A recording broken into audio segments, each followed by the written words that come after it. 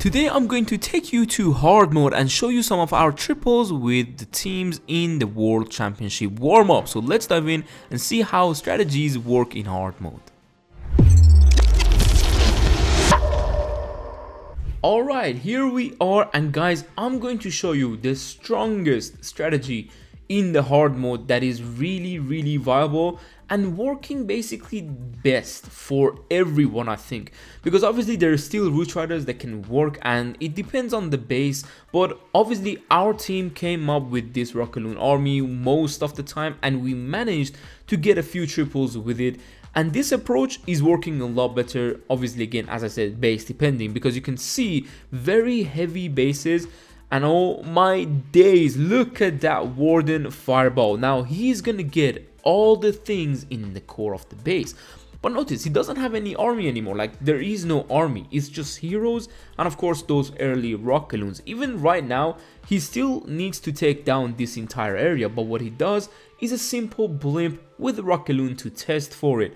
Now, of course, we saw a lot of those early invisibility spells, which ended up being kind of, I would say they are fine and they were worth it, but he still got a few more spells to support his heroes. And one thing I want you to look at is the damage that these defenses are putting onto these heroes. He needs to go with that early invisibilities because he has to keep the king ability for slightly later, and unfortunately he didn't get the town hall open. But notice, he does have one wall breaker. It's always good to have a certain small little plan B. Like, he could have really thought about his king opening those walls, but yeah, it's good to have the plan B, and that one wall break could actually save his attacks. Now, on the top side, he does have the RC, and this approach might actually remind you of the Super Archer, Super Barbarians, which we used to call the Super Barch, which we got the core of the base, and one side was Warden, King and Queen, and the other side was the RC, and that is how he's getting this base overwhelmed, of course. And it doesn't seem like it's hard mode because he's still got the RC, he's still got the Queen, and the King just started to die. So you can see how he went with this approach. As I said, it's very base depending, but this in general, the Fireball Rocket Loons, is something that if you plan it right, you can actually get really nice triples in hard mode.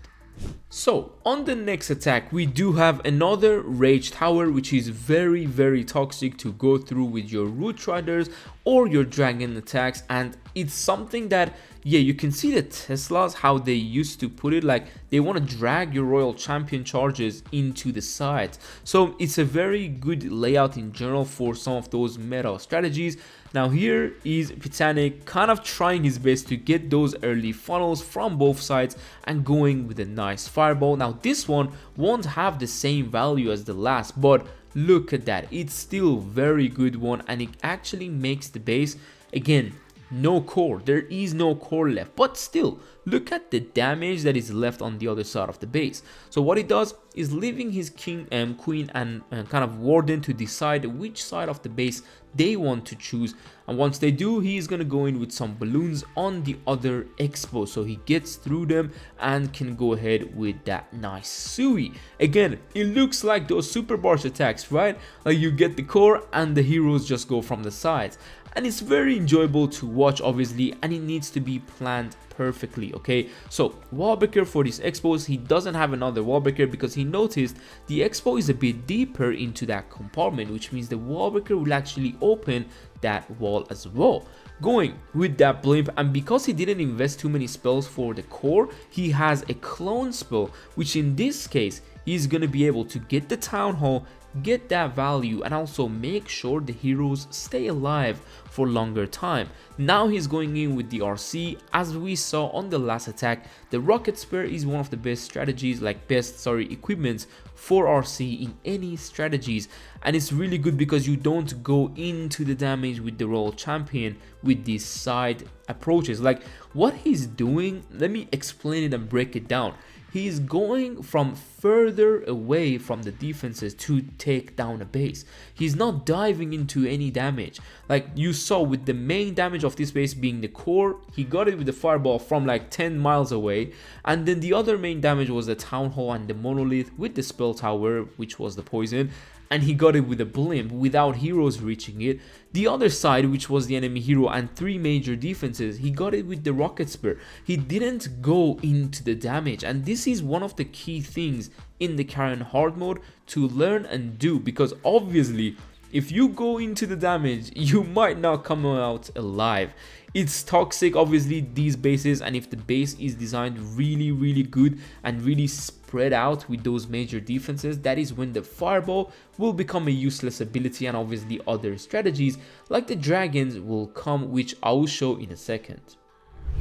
So on this approach, I used 11 invisibilities and the RC walk. Now the good thing about this approach is that if there is a certain core that is really hard for the dragons, you can actually reach your royal champion to that core and get the value. But this base was designed a bit good, so my RC is actually going first to very high side, because I thought she would go to the wizard tower, but now I have to change the plan slightly. I was going to make these buildings invisible, pop the RC ability and dive into the multi-inferno, but you can see how because of those Teslas we messed up slightly, and now I'm going with the rage. We still got a lot of more invisibility, so don't worry, but notice my invisibility drops. I'm not doing too greedy because otherwise the town hall will melt you down. So now we're going into the base, taking down the spitters, going to activate that bomb, the giga bomb, taking down that monolith, and now this is where we are getting really good value. But because I was doing a lot of ground attacks before this, my warden was on ground, and this is one of the very heartbreaking things that happened in this war. And it's unfortunate because obviously my warden ended up pulling 3 ice golems from the CC, which if those ice golems didn't get taken out, this would have not been a time fail. Yes, I did spoil it for you, sorry, but I can't man, it's too harsh. Now I'm going with the warden ability because I saw a lot of my dragons going to the left side. This could mean there would be traps, or the scatter shot could melt them down if I don't catch them in the warden ability. But of course the ice golems is just messing me up, man. It's crazy. Now we do have of course the Valkyries coming out of those siege barracks. I have an Inferno dragon on the left hand side doing basically wonders, doing amazing. We do have another Inferno dragons which is in the main push. I usually do that just because in case there is certain things that we need to take down quicker, the Inferno dragons can really be good and helpful.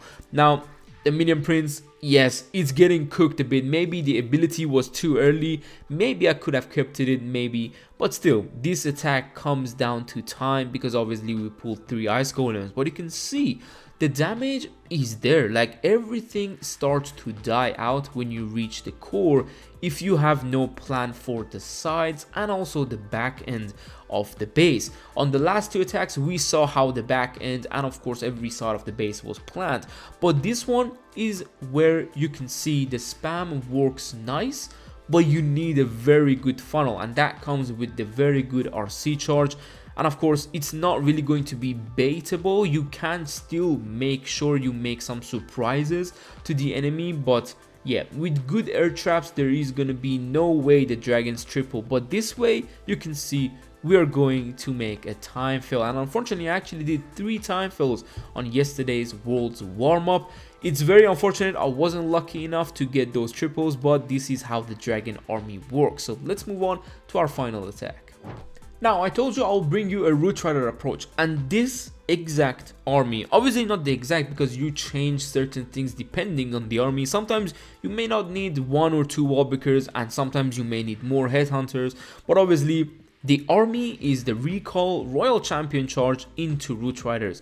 This army is actually quite intense. Like if you plan everything good and if you have a nice RC walk just like this one, you will get really good, and it would get really crushing approach. Okay, so the RC is kind of getting cooked in the core, so I wouldn't invest more spells, but obviously Marek thought the RC will go to the right, so it was unfortunate he invested an extra invisibilities. But now look at the path that is made for him to go to the town hall, and notice not everyone is brave enough to go opposite side of the town hall in hard mode. We've seen it, a lot of people love to dive in because of the 1 stars that you've been also watching maybe in the streams of your favorite streamers, and it's just too many 1-stars, okay? Because obviously if you don't have a proper plan and proper funneling, you will not reach to the town hall, and that's just the reality of hard mode. So now you can see he has the RC back into the action with the Root Riders, going with the Warden ability. And one thing Marek likes is the Raid Gem with the Warden, and of course the Eternal Tome being deployed a bit later into the base, so he can keep the King's Earthquake Boots for later into the base as well. Queen with the Yetis on the outside. I think his Clan Castle was wrong. I would suggest Valkyries with these approaches because they're quicker to kind of clean up in front of the Queen, clean up those really toxic Tesla farms. And now he's doing a back end skeleton spell. You can see how many troops he has. He's still got the Queen ability, and the one last wallbreaker is, for example, for these defenses that are not reachable from the outside when the Queen is the one to finish the base. But this attack is so crushing that Queen is not the one finishing the base. He's still got 3 heroes, healers, and a lot of other like kind of troops. Obviously it's still hard mode, don't get me wrong, there's still gonna be very toxic backhands if there is exposed Tesla farms and ricochet cannons, but with the equipments of the heroes, if you have it till the end, you're gonna be able to clutch these attacks. And obviously Marek absolutely crushing this space with the Root Riders. A lot of people are failing with the Root Riders with the overgrowth spells, and this one obviously it takes 1 overgrowth and the recall with 1 rage, so it's a bit riskier with the way you deploy your rages. It depends where exactly on the base you need to deploy them, but obviously, as I said, with a good plan you can still get those nice triples, and a good execution. Of course, obviously you can't mess that, you know, kind of the planning at the beginning. But hopefully you guys enjoyed this video with a few of my teammates attacks in hard mode, and kind of give it a go. Maybe if you guys think maybe hard mode is too easy for you, give it a go with some friendly wars, and let me know down below what you think, if this hard mode should get added to Legends League, and what else you think about the current game state obviously. And hopefully we will see you tomorrow. Take care and peace.